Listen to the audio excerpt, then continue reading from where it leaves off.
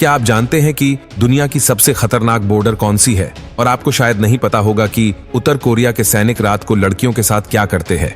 आखिर आर्मी में जाने के लिए एक लड़की के पास कैसे कैसे काम करवाए जाते हैं।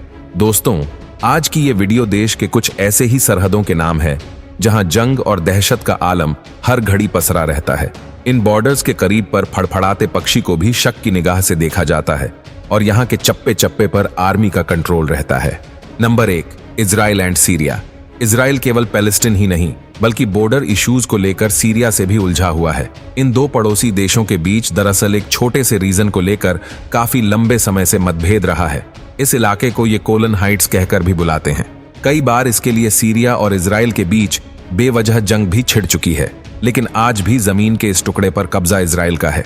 इसके अलावा इजरायली सरकार मानती है कि सीरियन लोग अपने गरीब देश से तंग आकर अक्सर इजराइल में दाखिल होने की गुस्ताखी कर बैठते हैं, जो उन्हें जरा भी रास नहीं आता। इसलिए इजराइल ने अपनी सरहद को जबरदस्त तरीके से प्रोटेक्ट किया हुआ है। एडवांस टेक्नोलॉजी के साथ यहाँ बुलेट का दबदबा बोलता है। कई लोग इस सरहद को लाइव बैटल जोन भी कहते हैं। Number 2, China and north Korea. दुनिया की नजर में दोस्ती का चौगा पहने ये दो राष्ट्र सरहद पर गिरगिट की तरह बदलना जानते हैं। चाइना और नॉर्थ कोरिया की दोस्ती के चर्चे भले ही आप सबने सुने हो, लेकिन यह सच भी जान लीजिए कि इन दो पड़ोसी देशों में सरहद को लेकर कई मतभेद हैं। अब मसला यह है कि चाइना और नॉर्थ कोरिया को ट्यूमन और यालू नाम की दो नदियां एक दूसरे से अलग करती हैं और यहाँ बॉर्डर पर हाई सिक्योरिटी ना होने की वजह से नॉर्थ कोरियन चाइना में दाखिल कर जाते हैं। हाल ही के सालों में नॉर्थ कोरिया ने इस बॉर्डर पर सुरक्षा बढ़ाई है, लेकिन अब इन दोनों देश के बीच सरहद पर जमीन को लेकर भी कई विवाद बढ़े हैं, जिसके चलते चाइना ने भी नॉर्थ कोरिया और चाइनीज बॉर्डर पर कई सैनिकों को तैनात किया है। Number 3, niger and Chad. Niger and Chad देश का नाम शायद आपके लिए नया हो, लेकिन ये देश आतंक का दूसरा नाम है। इनकी सरहदों पर आतंकी संगठनों ने सालों से अपना डेरा जमाया हुआ है। खास तौर पर बोको हरम इस्लामिक टेररिस्ट ऑर्गेनाइजेशन का सिक्का यहाँ चलता है।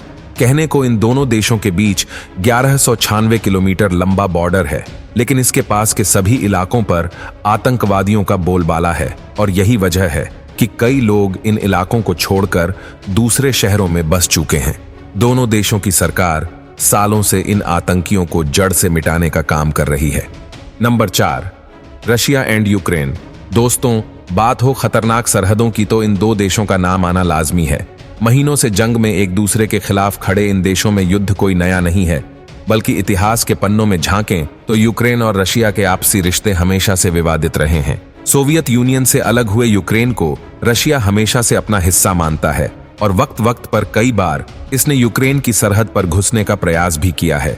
पिछले कुछ सालों में इसने यूक्रेन के कई इलाकों पर भी अपनी पकड़ बनाई है, जिसके चलते दोनों देशों में 36 का आंकड़ा था।